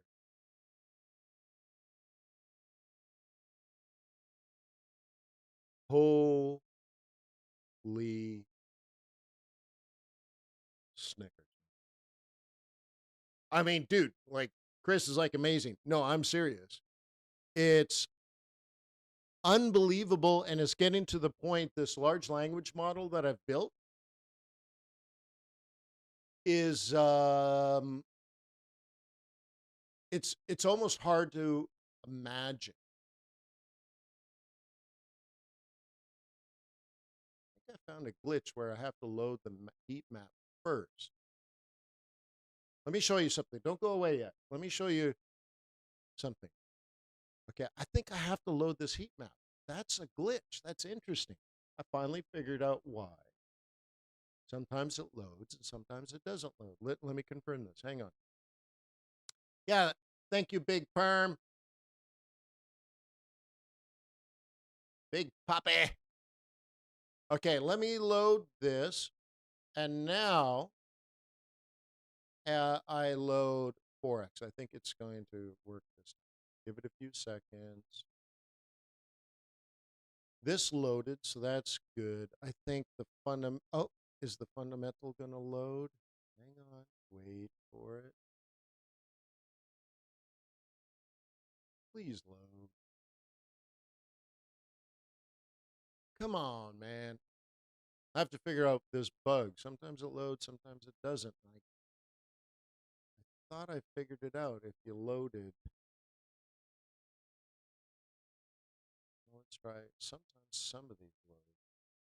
I'll get this fixed. I have to just figure out why there's something in the background crashing. Okay, this might work. Okay, looking at the stock market, although that's not pretty. Let's see if Forex loads this. Sometimes just kicking the back end will do it. Just wait. Okay, good. Okay, good. Okay, buy zone and sell zone. Okay, buy zone and sell zone. Those are monthly pivots. It's looking at MACD, even though it's not drawn there. It's calculating it. It's looking at price action, even though it's not drawing the price line. I'm not sure why. These are the 2155 EMA. So it's trading just the way I taught you. It's looking at all the economic indicators. It's looking at the COT report, both capital, stock, and flow for both euro and dollar. It's looking at seasonality, all this kind of stuff, and we print all their methodology. But check it out. This is the visual one. What if your modality, okay, what if your modality is reading? You're like, these are pretty colors, but I still don't get it. This is written by Aiden. And there's no pre-written part at all. This is 100% AI based on the large language model that I created. And he really understands my style of trading, which is what I taught you, which is in the courses and all that kind of stuff. So let's take a look. This was generated right this second. The current analysis of euro-dollar currency pair trading at 117. Now, I have to add the 2 other decimal points, so I'll fix this. So it's going to be very generic. It's not that it's guessing. It's just not printing the extra 2 decimals. So tomorrow, this will have decimals. So let's do it again. The current analysis of euro-dollar currency pair trading at 117 indicates a bullish stance with an overall quant score of 1.6. While the fundamental score is negative 0.4, suggesting a moderately neutral risk environment and undefined COT positioning. So it's not pulling COT. Oops, but at least he knows it. The trend structure score is 5.0, driven by a bullish pivot bias and a positive MACD score of 2.5, indicates strong upward price momentum. The hierarchical logic reveals alignment between fundamental and technical indicators, as well as a strong alignment between trend and momentum signals, reinforcing the bullish outlook. The price is located within the red zone, indicating a bullish profit target zone. Holy crap! He can see the pivot points. For the next 14 days, now we're talking about projections into the future. The base projection remains at 117 with an upside scenario projecting at best case reaching 118. Given the findings, the strategy should focus on buying dips with the bullish buy zone. Now he's talking daily, so I have to define that for you. And the bullish buy zone is somewhere around 115, 116, and targeting profits around the upper end of the red zone, which is closer to 117. A buying opportunity should be executed strategically if price dips into the green zone while maintaining caution for potential rapid moves due to market conditions. The volatility is low, and the annualized rate of 1.9%, which suggests stable trading conditions for a bullish thesis. Primary drivers trend. However, macro is uncertain and in fact doesn't even agree. institutional positioning. This is just wrong because I don't think it's pulling it. So I'll get that fixed. And I will add the different decimal points so it's more accurate. But we also have a visual representation. We have a rationale. So this is where I can see there's no COT data. I'll get that fixed. And a score and a signal into the future, which I will make more detailed oriented. And we have this for everything. You can build your own pairs, son. You want to do Aussie Swiss franc? You do it. You go, girl. Holy schnicker-schnacker, huh?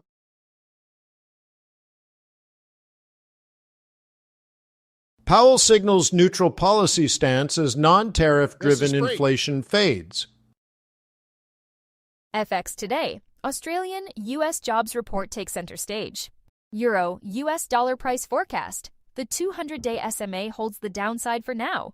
Dow Jones Industrial Average soars 580 points on third straight Fed rate cut. Fed's Powell, labor market has significant downside risks. BP, Chevron are top winners at Gulf of Mexico oil and gas auction. Fed's Powell, the division is between holding rates steady from here versus cutting.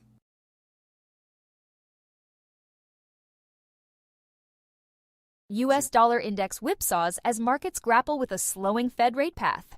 So the way you use this is you just get the squawk box going, and now you go to your charts. Now you can listen to the news as you trade without taking your eyes off the charts. And that's free. Thank you for your time and attention. This is my 9,000 pip profit trade on my Trader's Way platform. The analytical platform is TRADARS Analytics, tradars.com, radars for traders. This is me signing off. Wayne McDonald's telling you to have a great day. And if you're at the live coaching level of TRADARS, I will see you tomorrow morning at 7 a.m. to set up all the trades. How's that sound? Smell like a plan? Peace on earth. Let's get this good. Let's make this one real good. Real good. Peace on earth. May the pips be with you. May your profits be